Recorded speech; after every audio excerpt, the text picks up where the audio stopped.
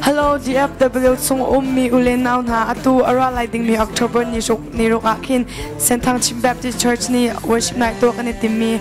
Achan chun Puruk let cheu impret let cheu tang asilai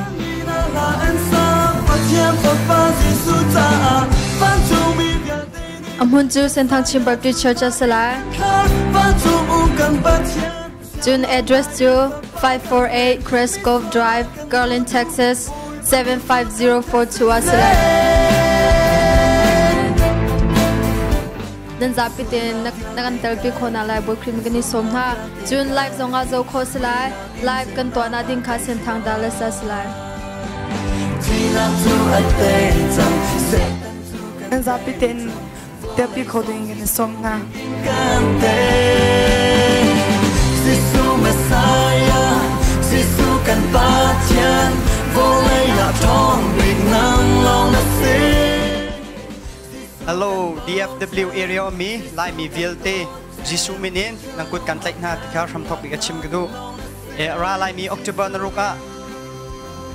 Worship night to kan timin ang zapiti, nakan telpi naklay, Giêsu min kan song. Chui kan tlang tar cho le tham pali pasri pres chunga se van chunga van chung mini pathian an thang that e chun la zan ngol an thang chan bet dok en kan ni afa le vel tin ha som ne chu pathian cho jetin da kan thang that lai te mi sul lam ngai in la sul lam kolin tip to nangan pi kan ngai nakan tel pi nak lai ding kan som na chuka na narak etala chun lot na dam nak thon nak na mu shim lai nan zapite na kan talpi nak lai kan som na alai chen Dallas area om mishim kha Giêsu minin kan som na chuka zana chun kan senior pastor Reverend Joseph Munlian ne thong tha kan chim lai thathiang tampi kan sa chi na lai timi kha vun som kan du na chun zaiman kan haulo free ten salai na sian sia chun bom tu kan chia le ma bom te chun ma na sining ten na chia nak lai ding zong kha kan som na pakhat chiu ni raketel shim luat nak dam nak thon nak tak nan hu lai te mi he ruat chan nak shim kan ngai zum zong kan zum cha nan za pi ter dal ding en kan som na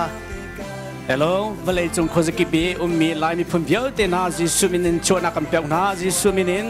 adam lo mi biao te Giêsu minin dam na kan peok na atu ara lai mi ka Joseph ni rak chim chang mi kha nan thai di chang lai te zum nak ngai atu ara lai mi SBC minau na ni kan tu ading mi abe pi tok mi cha ram ki mi Europe Denmark Australian se goram in se Facebook in live in kan thla lai cha khan rakan ter pi shim mu bi ka mu na hin luan dak nu shim lai siang kai na long re thei mi boy pa he pet lai nak a har dik min si chon ka hin online zong in rakan ter pi lo maka I kan tu ding mi be pi tok mi si boy pa ni worship mi rak tu mi si cha he worship van chung biak nak worship and heaven to me hi ka SBC minau na ni to kan tim mi arami po hi ka DFW arami cho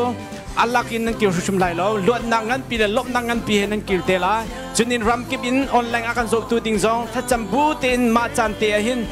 rakan tel pi ding in boy cream in som kan du na e thacham zong rakan bom mu lo hi ka pathian min man otha tampi enum chunin pathian ni am han mi kan senior pastor Reverend Joseph Munlian zong boy pa ni thlu acho am han mi si rak ra shim alang ni kir lai lo ti mi te hi ka men in som kan du mi si nan atu ara lai mi otable ni ruk zan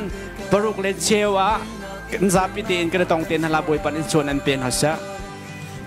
zapi chunga kan lo boy pan chon nam te kan ha sa Giêsu